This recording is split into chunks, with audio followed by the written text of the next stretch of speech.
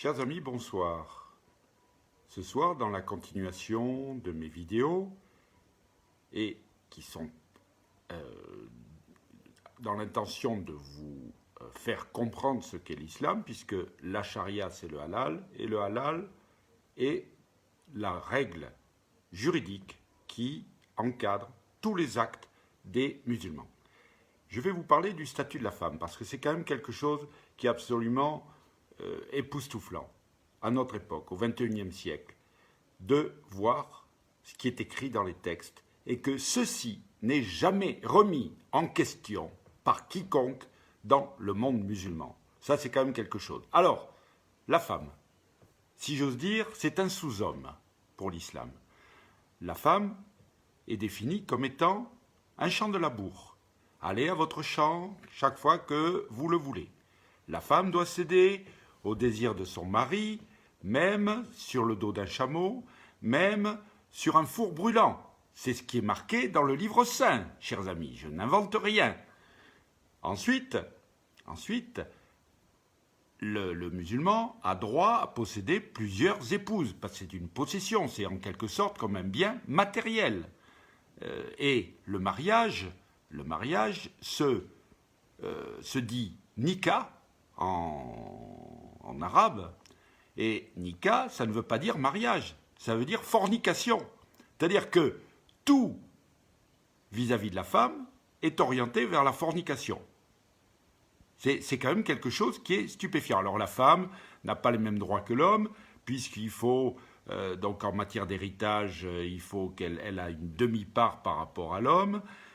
En matière de témoignage, ça vaut aussi la moitié.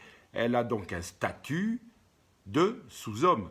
Et le pire dans l'image de la femme aussi, le paradis musulman, vous le savez chers amis, la femme est un objet de plaisir. D'ailleurs, on se demande, je n'ai pas lu nulle part dans la littérature musulmane quelle était la place de la femme. Est-ce qu'elle a donc une quantité d'éphèbes qui soulage ses envies physiques, parce que l'homme, lui, a droit à 72 vierges dont l'hymen repousse donc automatiquement puisqu'elles sont toujours vierges. Alors, voyez un petit peu cette image. Et cette image n'est jamais remise en question. C'est comme le halal, c'est-à-dire ce sont des superstitions.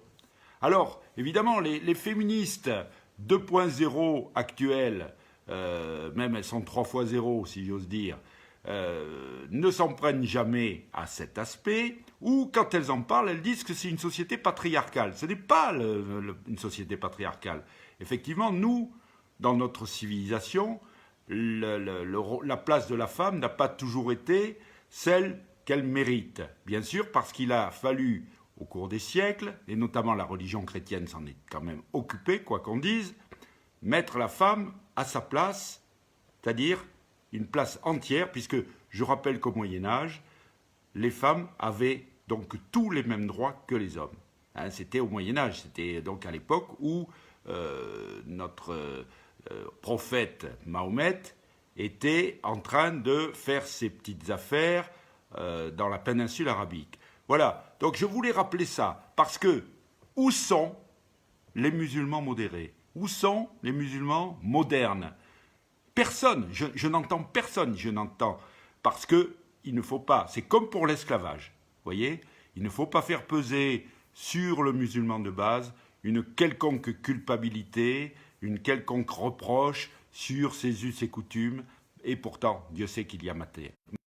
Donc je dis, s'il y a des musulmans modérés, s'il y a des musulmans qui veulent rentrer dans le XXIe siècle, qui prennent tout en main et qui fassent un grand ménage, et donc notamment, puisque c'est le but de ma page, hein, au niveau du halal, parce que c'est une superstition. Quelle est cette superstition qui oblige à tuer des animaux en les faisant souffrir, en faisant ça d'une manière sale? Et je vous rappelle aussi, donc, pour terminer, que le halal, ce n'est pas uniquement la nourriture, ce n'est pas uniquement l'abattage des animaux, c'est l'ensemble de la charia. Ces règles totalement absurdes qui, le plus souvent, enferment le musulman dans un carcan et dans un esclavage. Voilà ce que je voulais vous dire. On parle beaucoup d'esclavage en ce moment, et tout ce que je vous raconte ce soir est à rattacher à l'esclavage. Bonne soirée les amis, et à ma prochaine vidéo.